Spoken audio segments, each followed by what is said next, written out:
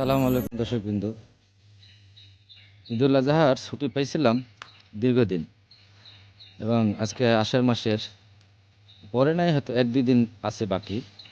আমি যে আপনাদের বলছিলাম যে আঙ্গুর 12 মাসই, প্রত্যেকটা জাতি 12 মাসই হয় যদি আপনি প্রসেস জানেন, ট্রেনিং জানেন। যেমন ইন্ডিয়ার নাসিকে যান অথবা থাইল্যান্ডে, যেখানে আমরা গিয়ে এগুলো পরিদর্শন করে ট্রেনিং নিয়ে আসছিলাম। এই যে দেখেন, এখন ভর দুপুরবেলা ঢাকা যাওয়ার ট্রাককালে আপনাদের দেখালাম। এটা সিডলেস এবং অনেক বড় গোল হয়। নামটা এখন বললাম না, কারণটা হচ্ছে পাকলে। এর আগে আপনার আসছিল 15-20টা, সেটা আজকে খেয়ে ফেললাম। দুঃখের বিষয়, রিভিউ করতে পারিনি, কারণ বাচ্চারা সবাই মিলে খেয়ে ফেলাইলো।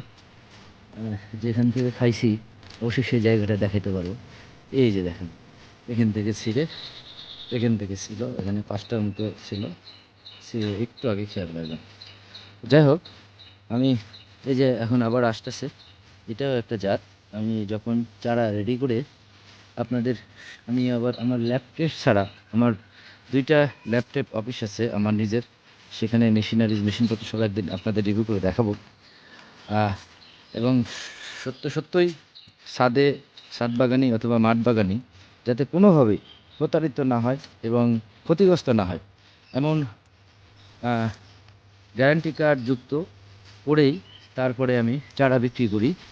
সো আপনারা একটু ধৈর্য ধরেন, অন্য ফসল করেন। আর এখন যেগুলো জাত নিয়ে ইউটিউব নাম কাঁপাচ্ছে বাংলাদেশ, কিছু কিছু নার্সারিম্যান বা এদের, এরা তো আমাদের মতো মাতৃগাছ এত বড় বিশাল আকারে করতে পারে না, যার কারণে কষ্টটা কী সেটাও ওরা অনুধাবন করে না। একজনের কাছ থেকে চারা নেয়, আরেকজনের কাছে বিক্রি করে, সেটা ভালো না মন্দ সেটা তাদের জানার বিষয় না। তাতে কি হয়, আমাদের গরিব কৃষক, যারা অসহায় হতদরিদ্র কৃষক আছে, ওরা প্রতারিত হয়ে নার্সারি বা অনলাইনে যে আসক্তি থেকে আপনার বের হয়ে গেছে। সো আপনারা কেউ প্রতারিত না হন। আমি ইঞ্জিনিয়ার মানুষ, আজ ঢাকা চলে যাচ্ছি।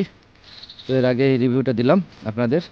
এই যে এখন আসলো, এটা আষাঢ় শ্রাবণ ভাদ্র, আশ্বিন মাস, অর্থাৎ মোটামুটি শীত আসা আসা ভাব, তখন আপনার এই আঙ্গুরটা পাওয়া যাবে। যাই হোক, রেডি হোক, তারপরে আপনাদেরকে রিভিউ করে দেখাবো। আজকের মতো এই, আপনারা ভালো থাকবেন। আসসালামু আলাইকুম রহমতুল্লাহ।